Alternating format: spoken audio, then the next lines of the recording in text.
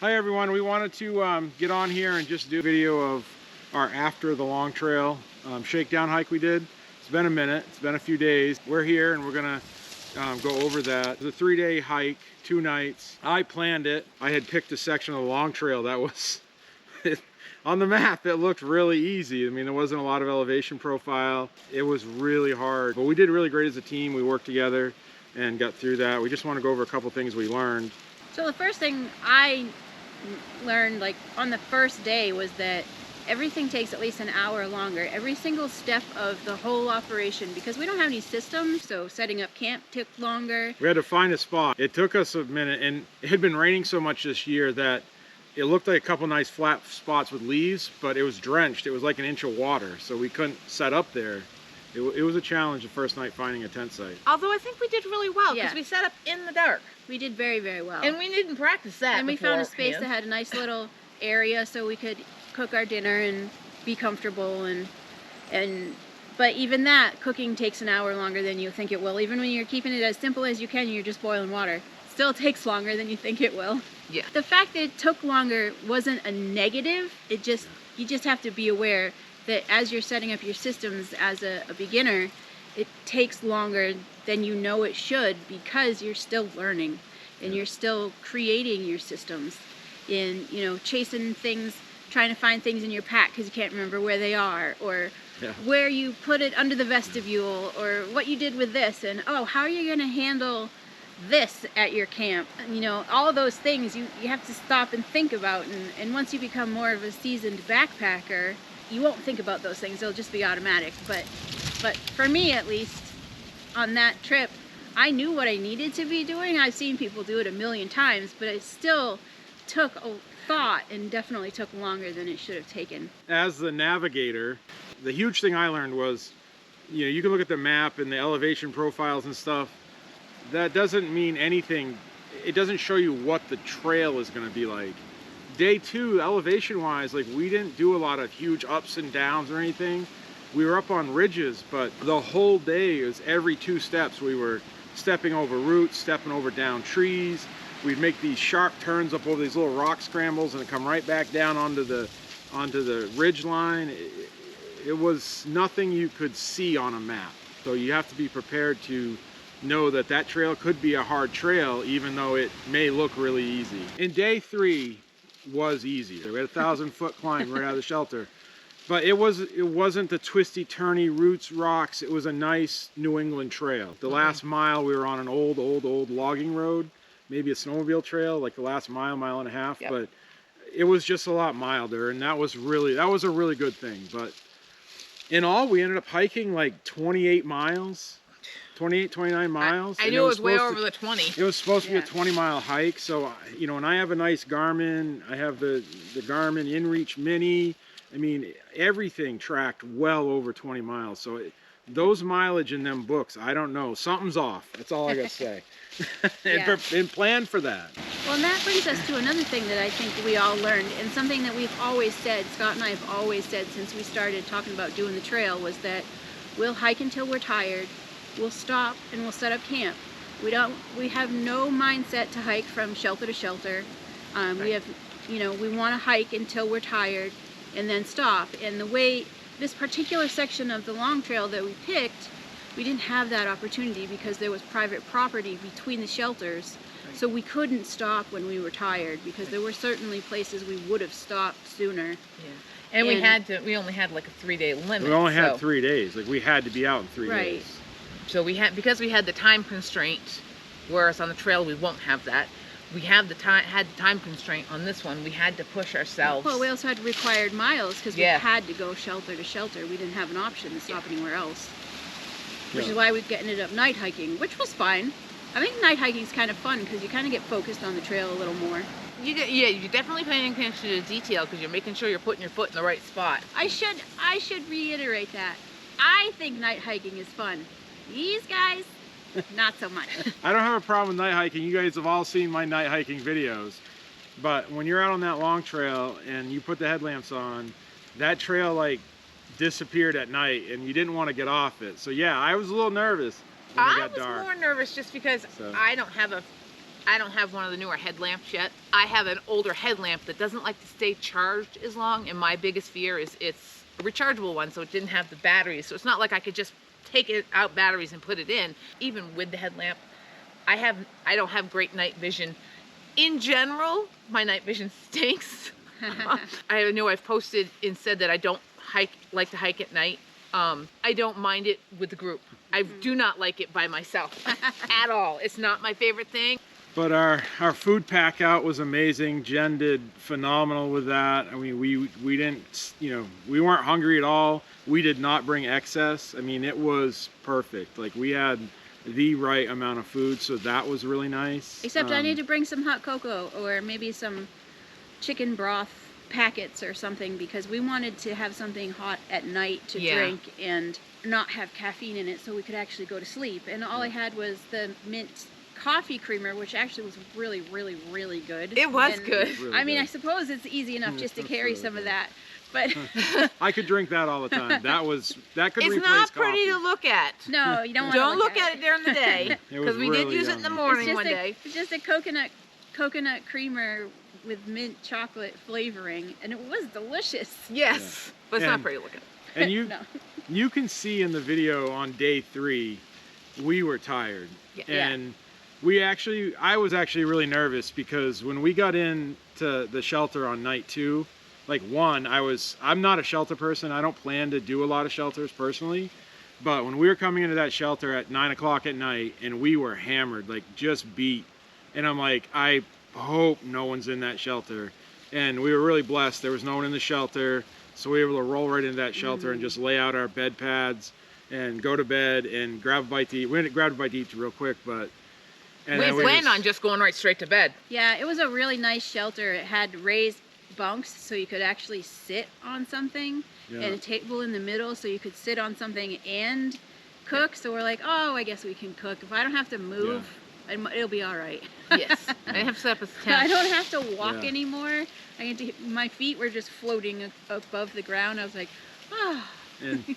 And the other thing we did really good is, I 'Cause mean, my feet were screaming by then. Yeah. Yes. We've done a lot of stuff together for years, so working together and being together is pretty normal. Yeah. But I mean, it would have been really easy to get in that let's just fight at each other, and we didn't. We really got focused, and I'm really happy with that. I mean, we were pretty beat up second day, and we just got focused. We got quiet at night, and you know, once we got over the little bit of panic at night in the woods, and once we got through that, and we just focused, and we dug it out. I was really happy over that, and Yeah. it was really good feeling to know that we could do that and hold it together. And And I even think- though we spaced out, we still, it was quiet, but we did a lot of communication. Like, he was Yeah. in the lead, so he would let us know routes coming up or slippery section. Yep. And then because Jen was behind me, I'd let Yeah. her know, or if I was really worried about a route, I'd turn around and just face my headlamp towards that Yeah, area she'd till stop she and got wait there. and tell me it was there. So she got to it, because, you know, I'd almost face planted a couple of times, and it Yeah. was just, And that brings up something else. I mean, you have to remember that if you're hiking in a group and you want to hike in the group, you can only hike as fast as the slowest hiker. yep. And quite frankly, I don't like to make excuses, but I definitely was the slowest hiker on that particular trip, because I really didn't feel well. And these guys were really good about saying, okay, we're going to stay together Yep. and make sure that Jen's coming. At one point, Wendy came back and was Yeah. following me to kind of... It felt like you were trying to herd me. Nope. But I know that it was that you were supporting me to Yeah. come, because that's where my mindset is. When I'm behind, I'm a terrible follower, and I'm terrible at being behind. My mind was telling me that you were hurting me up the trail, which We weren't.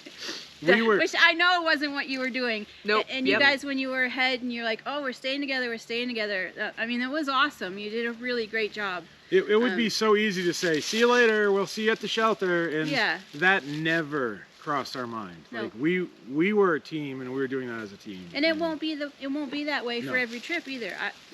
One of us might be dragging one day, and Yeah. that will be how it is. Yeah. We'll support each other and Yep. get Yeah. There are ourselves up going the to be trail. days. Yeah, there are going to be days when Yeah. one of us is lame or more lame than the other, or, you know, and there are going to be days when we're all feeling great and it's just going to go lickety split. Once it got dark, I felt like you picked up the pace again, and I couldn't keep up. My feet were really hurting, Yep. and twisting ankles and injuring was really Yep. a possibility. I knew I was dragging you guys behind, but No, and it was okay. That's why I kept stopping and waiting, and I didn't mind. I actually needed the stopping and waiting, and it was what I needed at the same time. And I knew that's where you were, so I didn't have a problem with it at all. And I mean, and we build each other up as we're doing it, because everybody struggles with different things. And our feet were good. My feet were good. Your feet good? yeah, I mean, they were No sore blisters. at I had the no end of blisters. They were sore at No the end blisters. of the second day, but I was shocked at how good my legs felt the morning after on each of those hard days. Right. My feet were sore, but it wasn't. It was the foot itself, the Yeah. aches and the bones. It was Oh. no real hot spots. It was the just only thing from I coming may into swap up- impact with the ground so Right. many times, Yeah. and the roots and the rocks. That's actually one thing I wanted to say. We were so tired. Like our bodies were sore, and like I wasn't like in excruciating pain, but all of us, we were just so sore. And on my head, I don't know about the ladies, but my head, I was like, I don't know that I can do this tomorrow.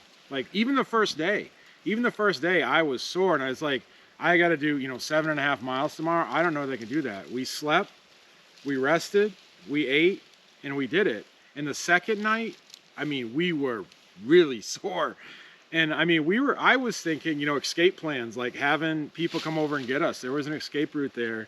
And we slept, we got up, we stretched, we walked, and we were okay. The human body is absolutely amazing. It's mind-blowing. I mean, my size, my weight, to feel like that and then to be rejuvenated the next day and be able to do that. Yeah, I would encourage anyone to schedule a shakedown hike just like that, 2 nights, 3 days minimum, or even a few extra days, and pick a trail that you're out there. Because on the long trail, I mean, we were out there. I mean, there was, we were far enough from home that, we didn't have an easy, oh, come pick me up. Like, you were out there. And so that's another thing that I learned. I was out there on the trail and I'm like, oh my word, like, what did we do? What did we do? So, And you have to decide to like get in, like, yeah. And out there on that trail for me, like, I decided, like, this is it. We're doing this, and I have to get real. Like, this is going to be harder than I thought. well, and you talked about bailing, and my brain went automatically to, no, we cannot do that. We are not bailing. Because we No worked surrender! so hard. No We surrender! were a day and a half in, and I'm like, no, we can't bail. Because, so I mean, I learned that you got to rely on each other or yourself, and so you better be prepared to the best of your ability. Of the three of us, you have the woods knowledge. Jen has the mapping knowledge and the navigation. She watches enough that she knows. Hey, I have the I'm the medic navigator. knowledge. I'm the navigator here. Yes, I'm the navigator. we know who the navigator Yes, is. but we have no confidence in the navigator any longer. Um, You've been fired. I've been fired. I'm the medic knowledge. So I mean, as a team, I think we work really well, and we all function in our own way. Yeah. And that's figuring that out. That's part of learning in the shakedown, is learning how we each function. And I think you definitely have to realize that you're responsible for yourself. Right. You're responsible for taking what you need to survive for the Right. amount of time that you're planning to. You're prepared for the But you're- situations that yeah. are going to arise You're- mentally and possibly physically with what you've got in your pack. You're And you gotta- responsible for your well-being Right. and using the resources, and we are resources of each other, Right.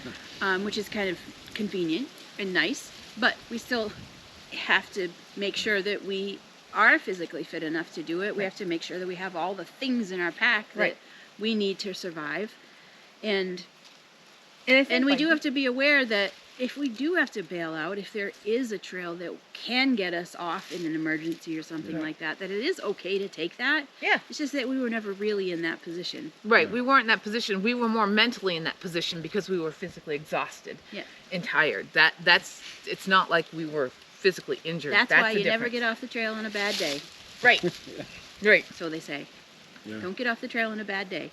Because it wasn't that we had bad days, it was just that we were tired. I mean, so I think that's what I learned the most, is that we really rely on each other more than we realize, but we can also do it ourselves. Yeah. Did you find anything that didn't work that you think you'll change?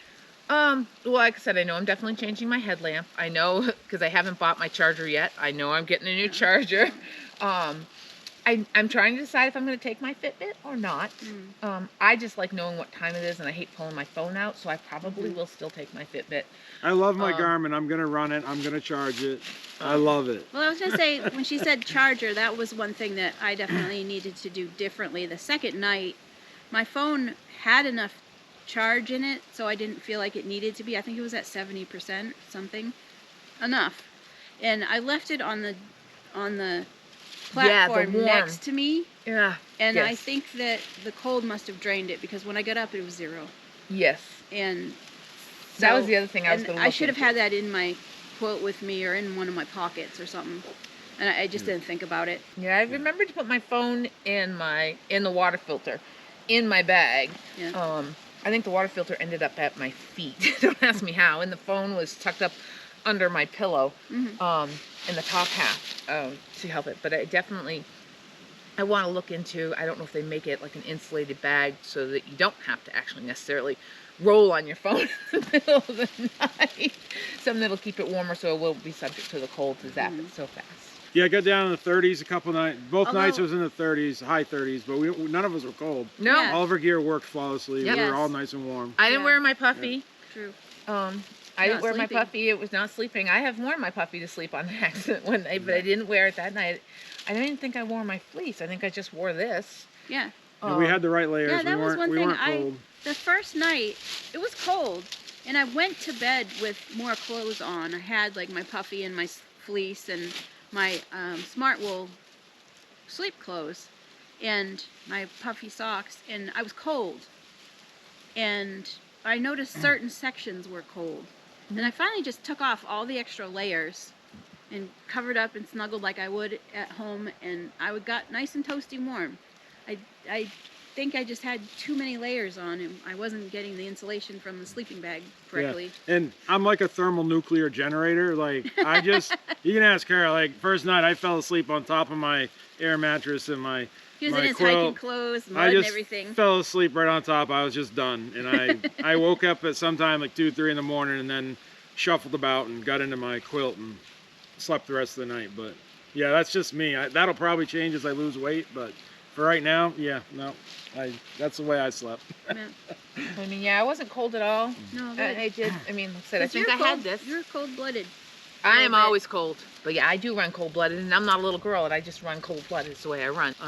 So I'm interested to see how that's going to work out as I drop another 20 pounds on the Yeah, trail. that's right. I might have to buy heavier thermals just to make it through to New England summer. But we'll see. Wendy, what did you learn? not to let my brother pick my tent site in the dark. Especially when there's one right over down the hill a little No, bit that's it was completely fine. black. I learned that, well, like I said, I learned that I could sit my tent up in the dark without help. I did it just fine. Yep. It's not like, I mean, like I said, I had the headlamp, but it was still in the dark, and I got Yeah. all my gear out, found it in the bag. It's not like I tipped my bag upside down and dumped it like Yeah. a mad woman like I wanted to. Right. She learned she wouldn't freak out when the mouse come out and run around on top of her Oh, yeah. sleeping bag. Yes! And she flung it across the Oh, shelter. Because I told everybody to sleep with their feet towards the shelter wall, so if mice run around, they'll run on their feet. And Which then I she didn't gets in know. the bunk, she did that, and then she gets in the bunk and we're all laying down.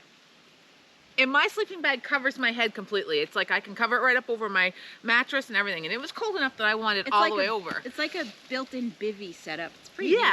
neat. And so I'm laying there on my back, and the next thing I know, I feel this thing on my bag. And I'm like, what? And it's coming right up near my face. And I just went poop up towards the bag. Next thing you hear, ka-tonk. The mouse went for a ride. Flying mice. I don't think it came back. But I didn't freak out with the mouse on my bag. No, she didn't. And I'd done enough reading beforehand to realize that I needed to like leave my bag, hang it. We hung our bags, and I left the pockets open so that Yep. the mice didn't get in there and Pockets find any open. treats. Because I really didn't want my new bag all chewed up from a mouse on the first trip. Right. I learned that The privy is a long ways away. yes, oh yes, the privy's a long ways away. But I learned a lot. It's hard to explain what I learned because I'm watching and sucking it all in, because I haven't watched as many videos as you guys. So Yeah. I'm sucking it all in and going, okay, I remember this, and I've done something similar to this because I did scouts with my boys, so I've done some of that. But I know I can survive. Right. I mean, it's not that I would ever But be would without you be comfortable? well, I don't know that anybody hiking on the trail is ever 100% comfortable. True. Because it's not easy. This is a challenge for everybody. Yep. It's going to be a change for everyone. I'm just looking forward to the new experiences because I'm sure there's other things I can learn that'll make life easier on the trail Right. that we haven't thought of yet or seen in a video. Yeah. I learned how to look for different faucets, different Yes. spigots for the water because I was told where the water Different was. water sources. In I'm used to a river or a stream or the old-fashioned rusty metal pipe or that comes up this way. I wasn't looking in the right direction for the pipe. But I learned my lesson. There was a piped spring, and Scott's like, "Oh yeah, there's a piped spring just up the hill." I said you just go up the trail. It's right off the left of the trail at the first corner. I went there, but I did not see it because instead of she sticking hiked out this way, it's sticking out this way. She hiked 3/4 of the way back up the long trail because the shelter was off the long trail 2/10 of a mile. It comes back sputtering and flopping about, and I walked her out of the shelter, and it wasn't even 30 yards from the shelter. I'm like, it's right there, and she's like, oh. She says, "I see the brook, but I don't see the." I didn't the water source. Right, and I couldn't see. I missed the white pipe completely because I was expecting when they were describing it and talking about it, I was expecting a pipe sticking up like a stick, like the walking stick. And up I and down. found it in the pitch black with a headlamp. That was a little more challenging. I was tempted to just use the stream and just say be fine because we're filtering it anyways. But It would have been fine. Yeah, it would've been fine. And I'm sure that stream is bone dry most times because you could hear water running under the ground, so the pipes were going into the water flow. yes, But it's just we've had so much rain, there was water running down the stream. There's a lot to learn. Yeah. Well, there's a lot for us to learn and grasp, and you learn it as you do it. That's what I'm learning. I mean, you just got to do it. You just got to do it. Yep. You got to get out there and do I it. learned by doing. You We did just learn see- that you need your headlamp in your front Yep. pocket at all times. Yeah, having the headlamp accessible. I mean, the first night, like, we were supposed to get in there before it ever got dark, and so Yeah. I just had it in my bag, and so I just went with, the ladies' headlamps the last mile, and I was okay with that. But yeah, you really need to have your headlamp accessible. It should definitely It be. just in one of makes it your easier pockets. than digging through your bag at night. And Yep.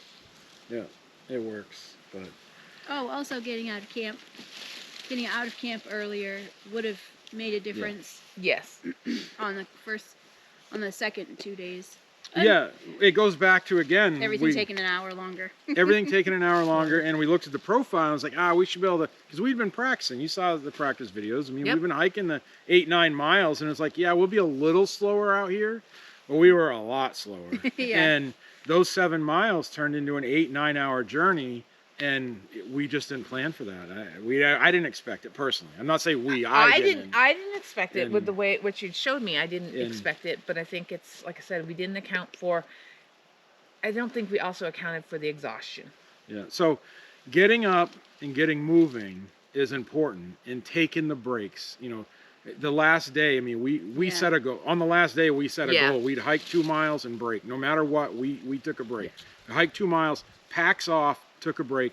That made a huge difference on its Yeah. own. Just having the packs off us, sitting down, sipping some water, getting some electrolytes, having a snack if you were hungry. That was huge. And And that they was on the weren't- 3rd day. They weren't long breaks. I mean, 10 some of them were minutes. only 10 minutes. Some of them were a little longer, but it was Yeah. just stopping and taking a break. You knew a break was coming. It was Right. something to work towards. And during that break, we checked our shoes. We checked our water, made sure we refilled our electrolytes and had them ready. So when we Yep. were hiking, we didn't have to stop before the 2 mile mark that we had set. Right. We did our potty breaks. Tried to do our potty breaks on those breaks. Every once in a while, you can't, but we tried to time it so that at that time, if you thought you might have to go, you went and found a spot to go. Yep. And Um, hiking as a team, it was huge because, we knew that we were having that break.